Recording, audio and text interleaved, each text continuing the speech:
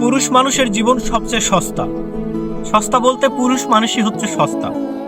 আপনি 500 টাকার বিনিময়ে একটা পুরুষকে সারাদিন পাগলের মতো আপনি পরিশ্রম করে নিতে পারবেন তাকে দ্বারা। কথাটা কেন বললাম জানেন? আপনি এখন একটা দিন মজুরের বেতন হচ্ছে 500 টাকা। আপনি যদি একটা মানুষকে মানে পুরুষ মানুষকে যদি 500 টাকার বিনিময়ে নেন, আপনার যে কোনো কাজ কিন্তু সে করে দিবে। যত কষ্টের যত কঠিন কাজই হোক, সেই কাজগুলো কিন্তু একটা পুরুষ মানুষ করে দিবে। এজন্যই বললাম পুরুষ মানুষ সবচেয়ে সস্তা, আর পুরুষ মানুষকে সবচেয়ে সস্তা রেটে পাওয়া যায়।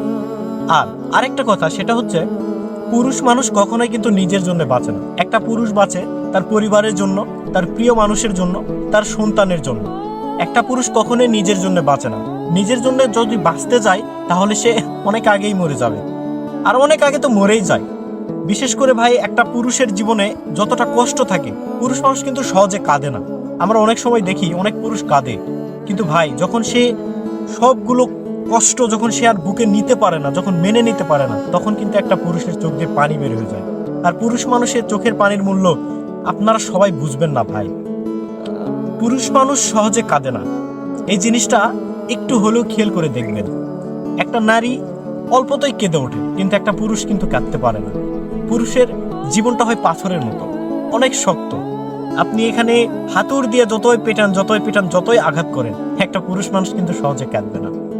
পুরুষ মানুষের জীবন অনেক কষ্টের, অনেক কঠিন জীবন ভাই।